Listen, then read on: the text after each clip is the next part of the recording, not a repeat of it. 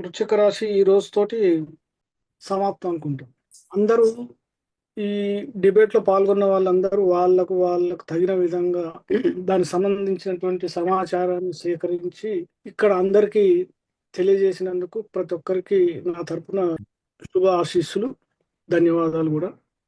So, ఇలా మిగతా రాసుల గురించి చెప్పేటప్పుడు మనం అంటే ప్రతి స్టెప్పు గతం కంటే భవిష్యత్ అనేది ఇంకా మంచిగా ఉండేటట్టు చూసుకోవాలి కూడా. సో ఇప్పటివరకు నేను విన్నది బాగా ప్రయత్నాలు చేశారు అందరూ. మంచి విషయాలు వృశ్చిక రాశి గురించి పూర్తిగా అంటే మనకు అందుబాటులో ఉన్నటువంటి సంపూర్ణ విషయాలు, ఆ రాశికి సంబంధించినటువంటి అన్ని రకాల యోగాలు కానీ, రాశి కారకత్వాలు కానీ, గ్రహ కారకత్వాలు కానీ, రాశి లగ్నంగా మిగతా భావాల యొక్క కారకత్వాలు కానీ బాగా చెప్పారు. సో చివరిగా కంక్లూజన్ చేసే ముందు చిన్న విషయం, కాలకృషి చక్రంలో వృశ్చిక రాశి దీర్ఘమైన రాశి. రాశి నిడివి అని ఉంటుంది అన్నమాట. ప్రతి రాశికి ఒక నిడివి, దాని విడత అంటాం. నిడివి అంటే విడత. ఉన్న 12 రాశుల్లో దీర్ఘమైన రాశి ఇది, వృశ్చిక రాశి. తర్వాత దీనికి ఏంటంటే అధిపతులు ఇద్దరు ఉన్నారు, కుజుడు, కేతు. ఇందులో విచిత్రం ఏంటంటే కుజుడు జీవితాన్ని జీవించాలని చివరి శ్వాస వరకు ప్రాణం నిలుపుకోవటం కోసం ప్రయత్నాలు చేస్తాడు. అది కుజుడి యొక్క లక్షణం. ఇక్కడ కేతు ఏంటంటే జీవితం చాలు, ప్రస్తుతం ఇప్పటివరకు జీవించింది ఇంతతో సరిపెట్టేసి ఈ ఆత్మ ఎక్కడి నుంచి వచ్చిందో అక్కడికి వెళ్ళమని చెప్పేటువంటి లక్షణం ఉన్నటువంటి కేతు ఉంటాడు.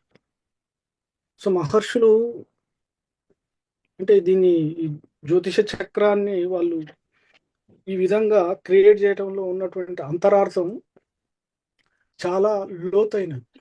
దాన్ని అర్థం చేసుకోవటం అనేది మన మన ఈ మామూలు మెదడులకి అర్థం కానటువంటి విషయాలు. అయితే కాలపురుష చక్రంలో ఇది అష్టమ స్థానం. అలాగే మిగతా రాసులతో కనుక పోలిస్తే ఈ రాశికి ఉన్నటువంటి విలక్షణమైనటువంటి కారకత్వాలు ఉన్నాయి.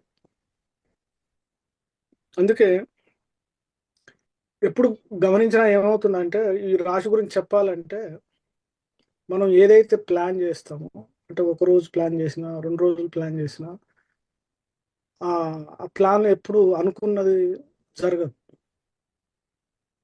అన్ని రకాల మార్పులు చేర్పులు జరుగుతుంది. కేతు యొక్క అంతరార్థం అనుకున్నది ఏది జరగదు. కేతు ఎప్పుడు ఏదైతే వదిలేస్తామో అది పూర్తిగా అప్పుడు కానీ ఇవ్వడం అనమాట కేతు యొక్క లక్ష్యం.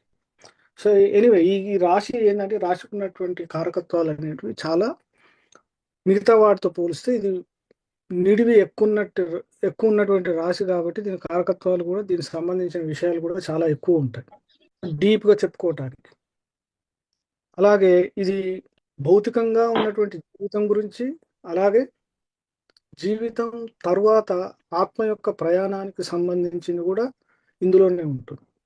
అందుకే ఇంతకుముందు చెప్పినట్టు గంగాధర్ గారు చెప్పారు, మన మానవ శరీరంలో ఉన్నటువంటి షట్చక్రాల్లో మూలాధార చక్రం అంటే ఈ షట్చక్రాలు అనేటువంటిది మనిషికే కాదు, జగత్తుకు కూడా షట్చక్రాలు అనేవి ఉంటాయి.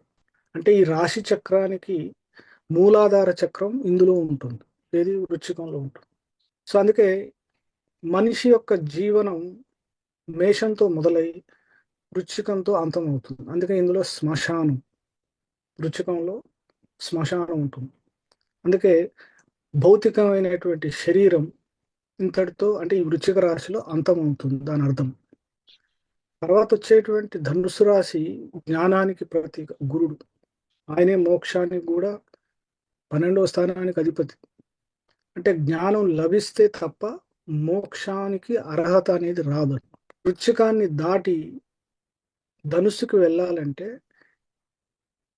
వృశ్చికంలో వ్యక్తి లేదా శరీరం, మనస్సు, ఏదైనా తీసుకోండి, బాడీ, మైండ్, సోల్ అంటారు. ఇక్కడ బూడిద అయిపోవాలి. దాని యొక్క అంతరార్థం ఏంటంటే కేతు శరీరం లేనటువంటి వాడు, రూపం లేనటువంటి వాడు. దాన్ని గ్రహించడం అనేది ఇంద్రియాలకు అతీతమైనటువంటిది. సో అందుకే ఇక్కడ భౌతికమైనటువంటి అన్ని విషయాలను ఎవరైతే వదిలేస్తారో వాళ్ళే ఉన్నతమైన జ్ఞానానికి పొందేటువంటి అర్హత, ధనుస్సులోకి వెళ్ళేటువంటి అర్హత వస్తుందని చెప్పడానికి వృశ్చిక రాశి యొక్క అంతరార్థం.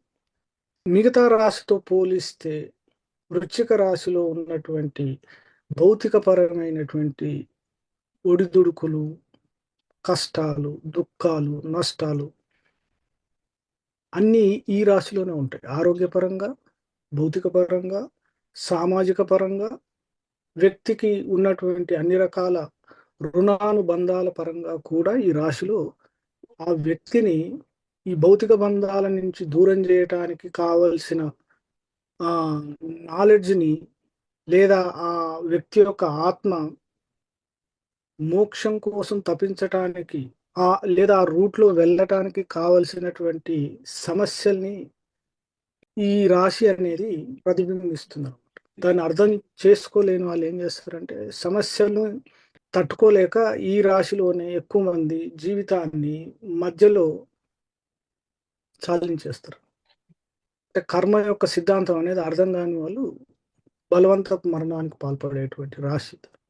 అందుకే ఈ రాశి యొక్క దీనికి విలక్షణమైనటువంటి కారకత్వాలు.